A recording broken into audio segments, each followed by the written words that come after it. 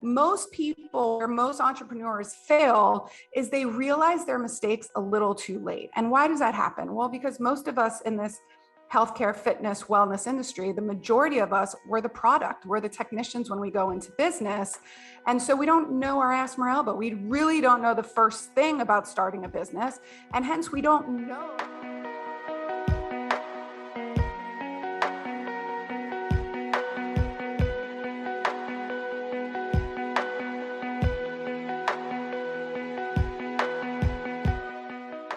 Everyone, welcome to another episode of Female Empowered. I am your host. I'm Krista Gurka. If you're a first-time listener, welcome. I'm super excited to have you here. Today, again, I am doing another kind of multi-purposing. I am recording the podcast. I am going live on Instagram, and I'm also going live on my Facebook page. So if you follow me for any period of time, I'm a big believer in not multitasking. Correction. I'm not a big believer in multitasking. I am a big believer in repurposing. I was thinking multi-purposing, but that's not what I wanted to say.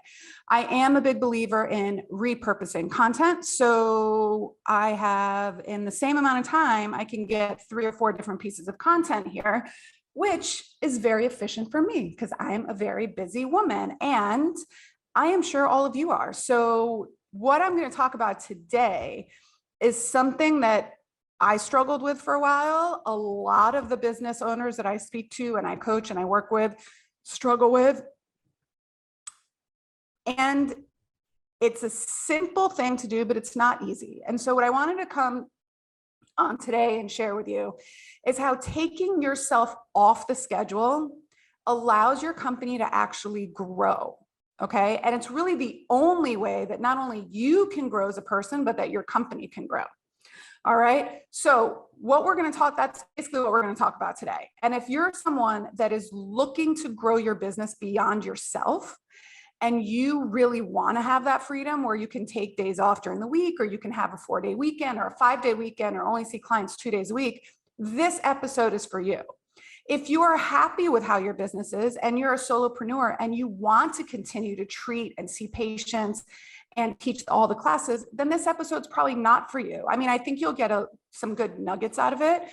But if you're happy with how your business is, then you don't have to listen to this. I'm not telling you people you have to grow. You don't have to grow. You can be perfectly happy doing exactly what you're doing if it's allowing you the income and the happiness and the satisfaction that you desire, then that's great. But what I hear from a lot of business owners is, I went out to work for myself. I left my XYZ job so I could start a business so I could have more flexibility. But truthfully, all of them are working 80 hours a week. And so entrepreneurs are the only people that will work 80 hours for themselves just so they don't have to work 40 hours for someone else. So you left a 40-hour-a-week job. You're now working 50, 60, 70 hours, and you're probably making less than you did at your stable paycheck. That's kind of par for the course when you first start out. But if you're 5 years in business and this is still your reality, I invite you to listen to this, to learn how you can take yourself off of the schedule and empower your team to step up in your place. All right. Basically, when we start a business, the plan is to succeed. All right. Failure is not in the plan. It's like when people get married, their idea is not to get divorced. Although it happens, like failure happens in business, failure happens in everything, okay? But most people or most entrepreneurs fail is they realize their mistakes a little too late. And why does that happen? Well, because most of us in this healthcare, fitness, wellness industry, the majority of us, we're the product, we're the technicians when we go into business. And so we don't know our ass from our elbow. We really don't know the first thing about starting a business. And hence we don't know what we're looking for. We don't know how to anticipate pitfalls and problems because it's the first time we're doing it. So everything is new to us, right? So thus said, as business owners, we should really talk to other business owners, reach out, ask for help, so that if something goes wrong, it can present itself to us. We can be more aware of it sooner than later. The sooner we fix the problem, the easier it is to be fixed, generally speaking, I would say. Okay, so after you, this is, and again, this is also talking about like after you've done the work to get paying clients on your schedule. You are full, people on your team might not be full. So you're making money, you're generating revenue. Like when you first open a business, I just say like get money in the door, right? But when you start to be, you're generating revenue, you're looking to possibly take yourself off the schedule. Like that is basically what our entire inner circle is comprised of, women in business that are shooting to get over the $350,000 revenue mark while cutting their client facing hours in half.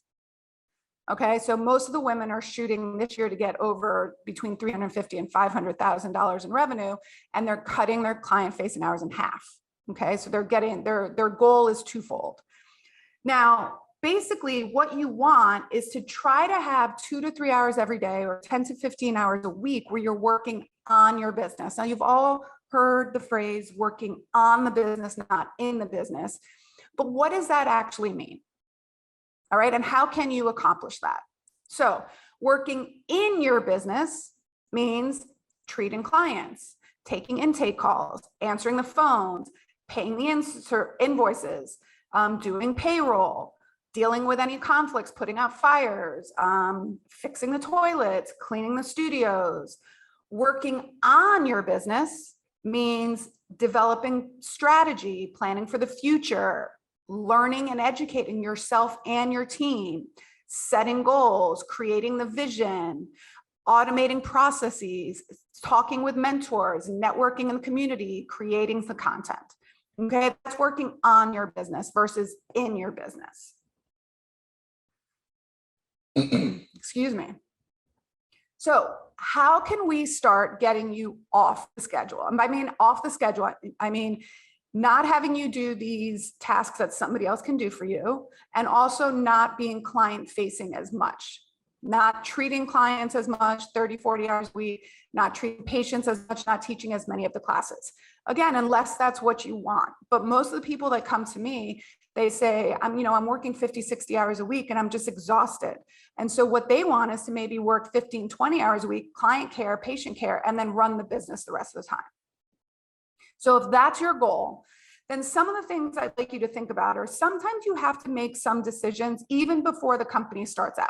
So if you're past this, that's fine. But for example, when I was starting Pilates in the Grove, I always knew that I didn't want it to be about me. I always knew that I didn't want to work 80 hours a week. One, I'm a little lazy. And two, I just knew that I didn't have the bandwidth for that. I had 2 small kids at the time when I started the business, and I knew that wasn't what I wanted to do. Okay. So when I created the business, I created everything around the company, around Pilates in the Grove. Even if you come into the studio now, certainly my picture's up, and certainly people that have been around for a long time know that I'm the owner, but a lot of people don't know that I'm the owner. They don't know my name. They don't know who I am. If you scroll through our social media pages right now, you won't see a lot of my pictures. That's not because I'm absent. It's deliberate that way because we put Pilates in the Grove forefront as a unit. It's helped also to allow me to grow and empower a team. It has allowed me to step away from the schedule, and it also allowed me to almost like competition proof my business. So in other words, if an instructor leaves and goes somewhere else, I don't worry as much about them following that instructor, clients following that person, because everything we've created in Pilates in the Grove is around the core of the company, not of individual people. So people come to Pilates in the Grove for Pilates in the Grove, not necessarily for their favorite instructor. So all of our messaging talks about it talks about we all have different inherent skill sets. Our core values are the company's core values. So deciding from the beginning whether you want to be all in as a solo practitioner or you eventually want to grow a team could help you in the long run down the road when you are looking to get people off of your schedule.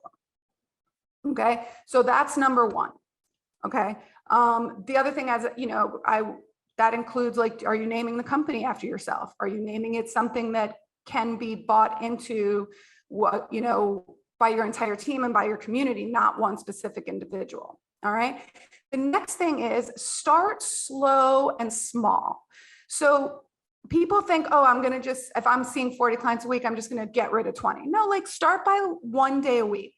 Say you're not going to take patients on Friday, or you're not going to teach classes on Fridays, even 5 hours. I encourage business owners to do days versus hours in a day. And that's also because how I am more productive. It's really hard for me to task switch, which is again why I'm not a proponent of multitasking. So for example, I teach on Tuesdays. I treat patients, teach clients, and classes on Tuesdays. So those days I really block off. I don't do any business administrative stuff unless it's an emergency on Tuesdays. I have one meeting because it's really hard for me to context switch. So when I'm teaching and treating, I'm engaged in client care. And then for me to flip the lid to do like 1 hour of business work, it's really difficult for me. So what I do is I take days, okay? So I started just with Fridays. I said, I'm only gonna do admin work on Fridays. And that's what I encourage people, Mondays, and whatever day of the week it is. Build a whole day around administrative stuff, okay? Then you can say, okay, the next thing I'm gonna do is I'm only gonna do, I'll do Mondays and Fridays, okay? And then coincide along that way. Now, if you have a really hard time saying no, then let somebody on your team do it. Or if you don't have anyone on your team, I advise you get someone on your team. But if you don't, you can use a calendar where it's automated scheduling and you just send them this calendar of what's available. And then you're not really telling them no, the calendar is telling them you don't have anything available.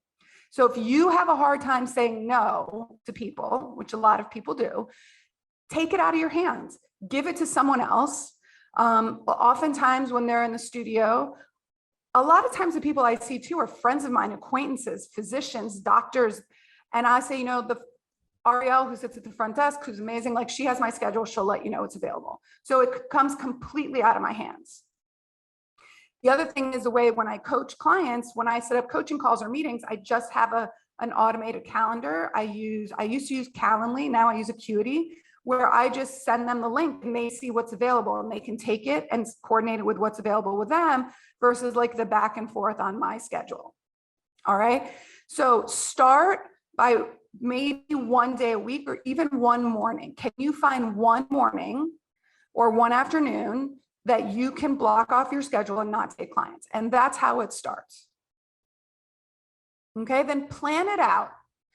Set a goal, for example, by December 31st, 2022, I want to be down to 3 days a week treating, seeing patients, teaching classes. And then break that down in a smaller chunk. So by the end of Q2, all right, which is June, I want to have a full 4 hours blocked of admin time off of my schedule. And get people to help you stay accountable to that, really. Okay, you don't have to tell your clients, oh, I have an admin day. You just say, I'm not available on that day. This is what I'm available. All right, so break it down into smaller chunks. And maybe your goal is just to, by the end of the day, by the end of the year, to have 1 day off where you can work on admin work. All right, so plan it out. Now, start to prepare a conversation with clients. Prepare how you're going to discuss with clients that you're not taking new clients, or you would like this person to see someone else on your schedule. Prepare it ahead of time and practice it. What I did when I came off the schedule in a big chunk, okay, I actually wrote a big letter. I wrote a letter to my clients, basically, in my Pilates in the Grove community, explaining that it was time for a shift in Pilates in the Grove. And while I enjoyed and was certainly super grateful for the opportunity to work with and be on the teaching schedule with a lot of the clients, the business needed me in a different capacity right now. And that was the capacity I was going to move in. It was like, you know, a long 3 or 4 paragraph letter, and it was very authentic and genuine. And I got a lot of actually responses from people that said, you know, we're going to miss you, but thank you for letting us know ahead of time. And then I also had individual conversations with individual clients that really were, more, and these were people that were seeing me for 5, 10 years plus, that were traveling 20, 25, 35, 40 minutes to see me. And I had that same conversation with them. And I said, I'd love for you to continue. I can see you every month, once every month for the next couple months. But in the meantime, I'd really love for you to see, Jane or Mary. They're taking over my clients. And that we have an amazing staff here. And that's how it's going to, she's taking over my schedule, or he's taking over my schedule, or they're taking over my classes. And then we would have co-treating days. We would have them teach with me or treat with me so they could kind of understand these clients and patients moving forward. And it was a transition. I said, this is happening. Give people time to adjust. Give the staff time to adjust. Right? So prepare the conversation. And I hear this all the time from people. Oh, those people won't work with me. Won't work with anyone else. Well, how do you know? Maybe you just really haven't, they know that you won't leave them. And so they've always said no. But if you really pull yourself off the schedule, and this is where it's hard, you just have to rip the Band-Aid off. If this is what you want, again, if this is what you want, you have to rip the Band-Aid off. And it's hard. And you can say, I know it's really hard. I'm going to really miss working with you as well. This is what the business needs from me right now. I don't know what the future holds, but if you ever need anything, you can reach out to me. Sometimes it's our ego that we think that these people won't work with anyone else. And if they won't work with someone else because they're not as qualified, then get someone who's qualified. Train them well, pay for their certifications or training, whatever it is. If you want to get yourself off the schedule, you should be offering these people an equal opportunity to work with someone else. And so if that's the case, then just train them. You're basically training them, giving them a whole slew of clients, right? So don't be worried about them leaving you. They're going to be happy. And we can't worry about that anyways. So this is how it starts, little by little. Now, when people come in and say, I want to see Krista right now, they say Krista's not taking, new clients on the schedule right now. They always do reach out to me in case it's someone that I might know. But really my next available appointment is in April. And again, that's not because I'm not even close to being the best clinician or Pilates instructor in my studio. I literally have 5 hours a week that somebody can see me, and that's it.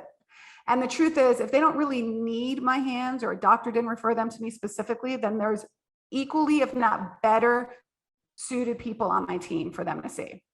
All right. The other thing that helps is this is where having a proven process really, really works. And what do I mean by proven process?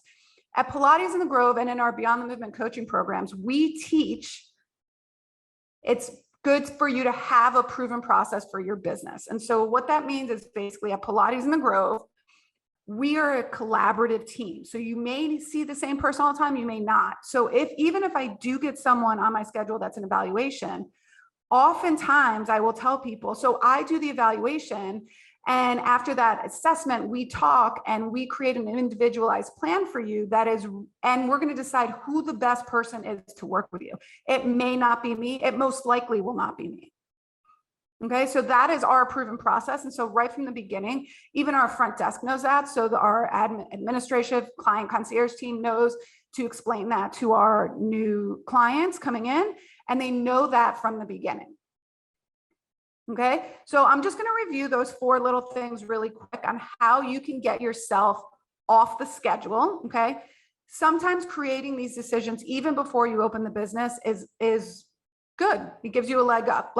Do you always want to be a solopreneur, or do you want to bring on a team? Now, if you didn't do that when you started your business, that's fine. And by the way, you can always change your mind. So the next thing is you want to start slow and small. So try to find 1 day a week, whatever day that is for you, where you can say, I'm going to cut out 4 hours of my day, 5 hours of my day, and we're not going to schedule any patients, clients, or I'm not going to teach any classes that day. All right. So you can block time to start with this. Then little by little, you maybe add another day. And then little by little, maybe add another day. Okay. Start with a half a day, go to a full day, go to 2 half days, go to 2 full days, whatever that goal is for you.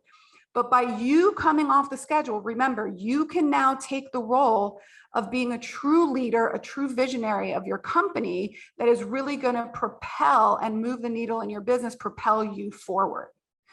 When you're in the business too much, you're what we call hitting the ceiling, and you just get to a point that you can't grow anymore, which again, if that is your goal, then that's perfectly fine.